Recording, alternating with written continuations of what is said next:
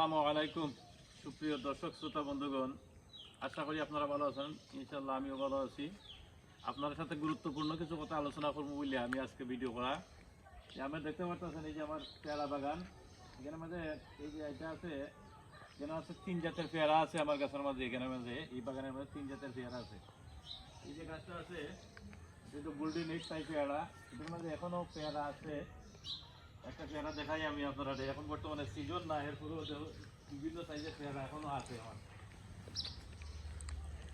এই যে দেখেন একটা পেয়ারা আছে প্রায় 250 গ্রাম ওজনের।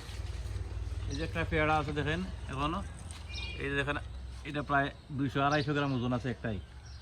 এইরকম আরও আছে, ছোটো সাইজেরও আছে, তবে এটা 12 মাস থাকার সম্ভাবনা আছে। আজকে আমি আপনাদের পেয়ারা বাগানের কিছু পরিচর্যার বিষয় নিয়ে আলোচনা করবো। এটা আছে আপনার যে স্ট্রবেরি পেয়ারা, লাল পেয়ারা। এটার পাতাও যেমন লাল, পাতাও লাল এবং ফলটাও লাল।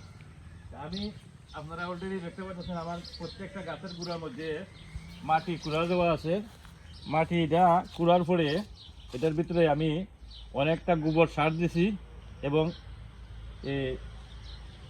পটাশ লাল সার দিছি, দিয়া মাটিটা আমি আবার গুঁড়ার মধ্যে জমাই রাখছি। প্রত্যেকটা গাছের গুঁড়ার মধ্যে প্রথম অবস্থায় আমি এখন সার দিয়ে রাখছি।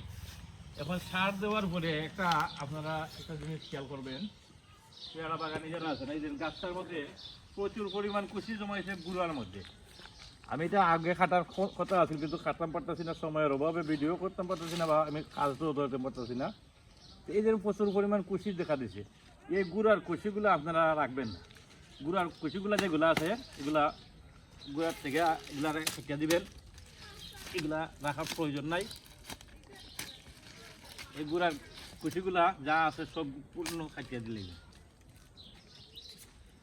এতে গাছের সৌন্দর্য বৃদ্ধি পাইব, প্লাস গাছের পানি শোষণ ডাল যেগুলো আছে এগুলাতে আপনারা খাইতে দিলেইবেন।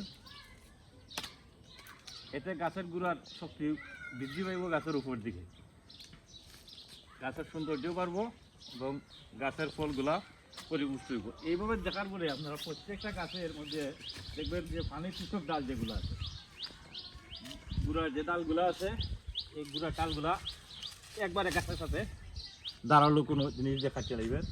আপনারা এভাবে প্রত্যেকটা গাছ যদি আপনারা খেয়াল করেন যে আমার প্রত্যেকটা গাছ, এই গাছগুলোর বয়স 2 বছর, ইনশাআল্লাহ প্রচুর পরিমাণ ফল হয় এবারও অন্যান্য বছরের মতো।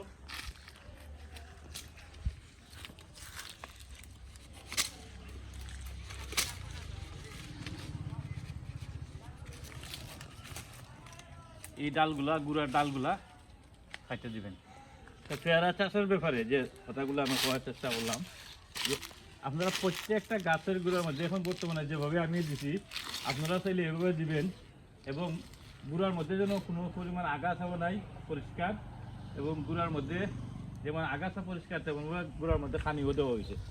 এই খানিটা দেওয়ার পরে আপনারা গাছের মধ্যে যে ফলটা আইব আশা করি ফলগুলো পরিপুষ্ট থাকবো এবং আপনারা এটাতে লাভবান হতে পারবেন। আর গুঁড়ার মধ্যে যদি খাদ্য না থাকে আগার ফলগুলা ছোটো থাকবো, ফল আইলেও ফলগুলো ছোটো থাকবো।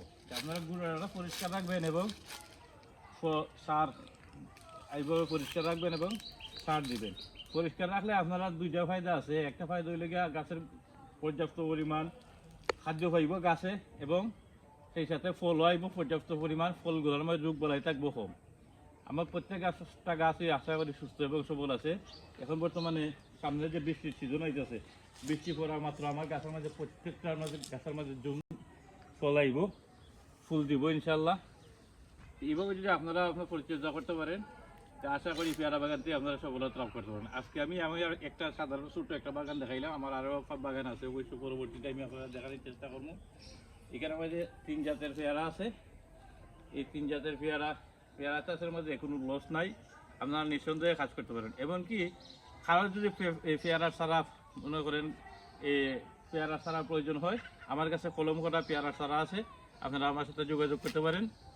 আপনারা যে বছর নেবেন গাছের মধ্যে ফুল অলরেডি ফল ধরাইলে আছে, ফুল দেখিয়ে আপনারা নিতে পারবেন।